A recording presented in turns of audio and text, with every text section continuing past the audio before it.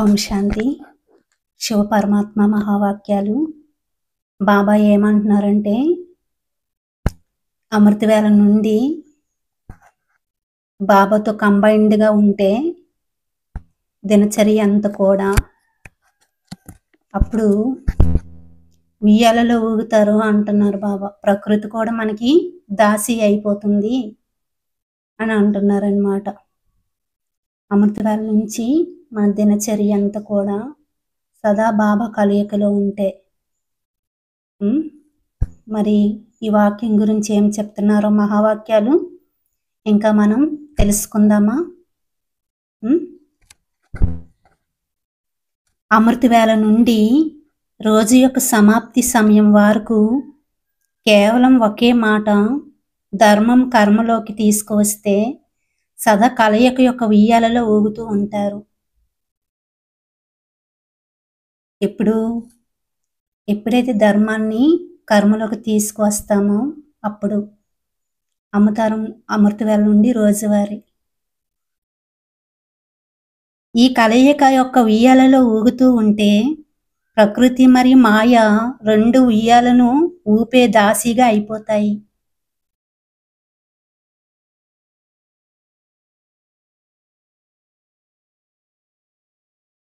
ఈ కలయిక యొక్క ఉయ్యాలలో ఊగుతూ ఉంటే ప్రకృతి మరియు మాయ రెండు ఉయ్యాలను ఊపే దాసిగా అయిపోతాయి. సర్వ ఖజానాలు మీ శ్రేష్ఠ ఉయ్యాల యొక్క అలంకారంగా మారిపోతాయి. ఎప్పుడైతే ధర్మాన్ని కర్మలోకి తీసుకొస్తామో అప్పుడు సదా ఈ కలయిక వల్ల ప్రకృతి కూడా దాసి అయిపోతుంది, ఉయ్యాలలో ఊగుతారు అని బాబా అంటున్నారు.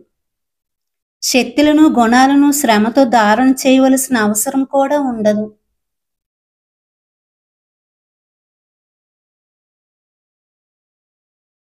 కానీ అవే స్వయం మీ అలంకరణగా అయ్యి మీ ఎదురుగా వస్తాయి. ఈ విధమైన కలయిక యొక్క ఉయ్యాలలో బాబా మరియు మీరు సమానంగా ఇమిడి ఉంటారు. ఈ ఉయ్యాలలో ఊగటానికి ఆధారం ఒకే మాట బాబా సమానంగా అవ్వాలి. అంటే బిందు రూప స్థితి, బిందు స్వరూపంగా తయారవ్వాలి.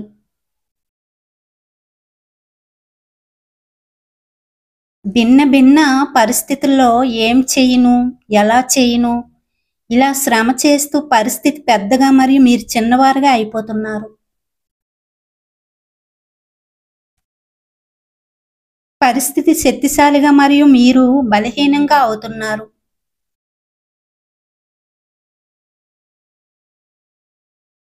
ప్రకృతి ఆధారంగా ఏదైనా పరిస్థితి వచ్చినా మీ యొక్క లేక ఇతరుల యొక్క సంస్కారాల ఆధారంగా ఏదైనా పరిస్థితి వచ్చినా సర్వ పరిస్థితులలో ఎందుకు ఏమిటి అనే దానికి ఒకే సమాధానం ఎగిరే పక్షిగా అవ్వండి.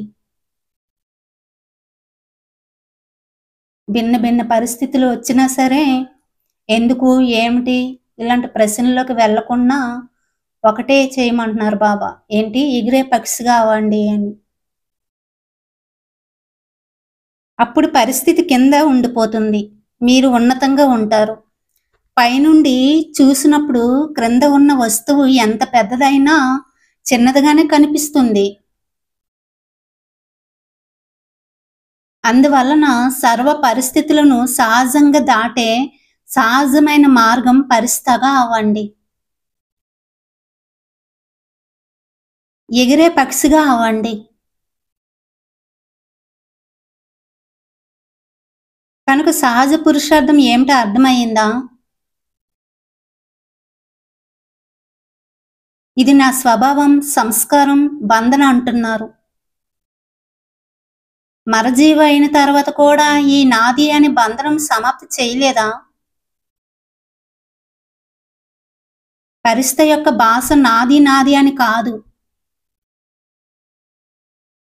నాది అనే దాని నుండి నీది అంటే బాబాదిగా అయిపోయింది. నాది నాది అనేది నరకవాసిగా చేస్తుంది మరియు నీది నీది అనేది సింహాసనాధికారిగా చేస్తుంది. కనుక పరిస్థితిగా అవడం అంటే నాది నాది అనే బంధన నుండి ముక్తులుగా అవడము.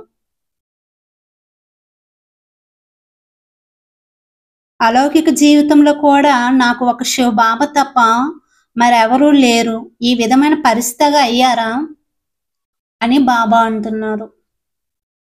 నాకు ఒక శివబాబా తప్ప ఇంకెవరూ లేరు అని ఈ విధంగా పరిస్థితిగా అయ్యారా అని బాబా అంటున్నారు. అచ్చా, ఓం శాంతి.